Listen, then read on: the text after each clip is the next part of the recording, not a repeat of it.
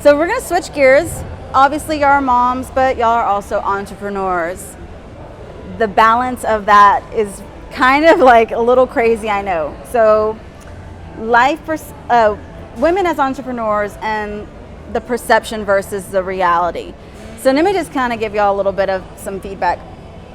Me personally, I don't know if this is true for everybody, but I always feel like when people think of entrepreneurs, they think of like the Kardashians, right? Like this like glamorous life, right? This life of just like not reality to some extent.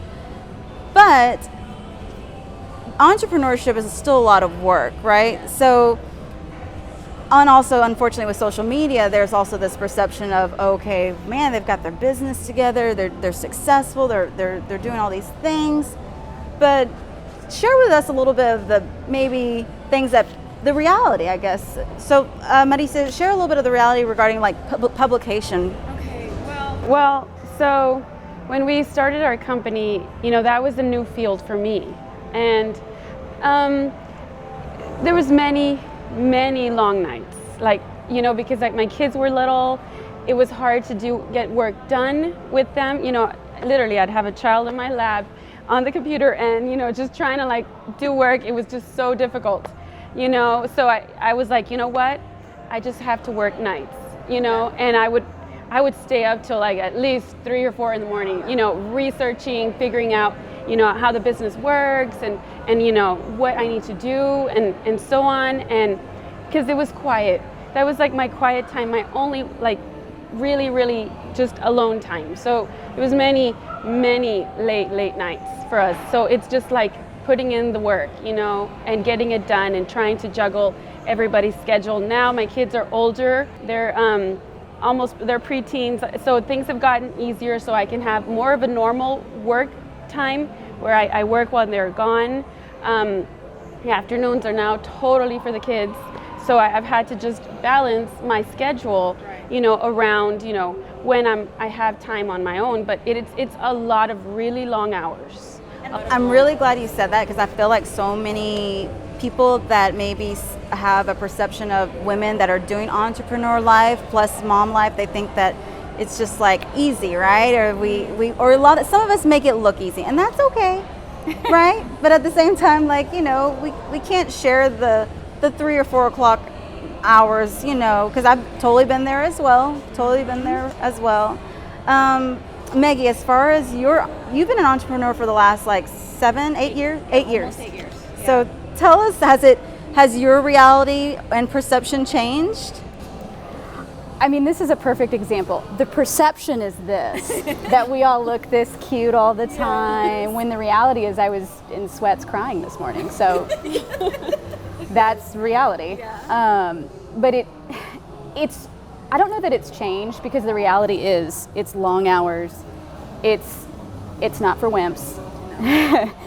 And you really do have to be passionate about what you're doing, because that's the only thing that will keep you going.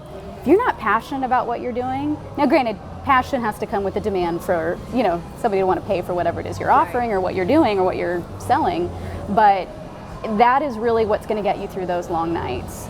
And when you do find that right, when things start to go together and you get that first happy client or that happy customer or that book does well or whatever it might be, gosh, celebrate those wins, because the next time you're in your sweats crying and things feel like they're going to hell in a handbasket real fast, That's at least once a week for me as well. the roller coaster of being an entrepreneur, right? And that's the reality of it. We're even 8 years in, truthfully, I'm still crying in my pillow wondering if I'm doing the right thing. Because as I have new challenges or how do I grow here? Or how do I keep my team fed? And, all those things, it comes with new obstacles. Yeah. How about you, Kelly? I know you've dabbled in a lot.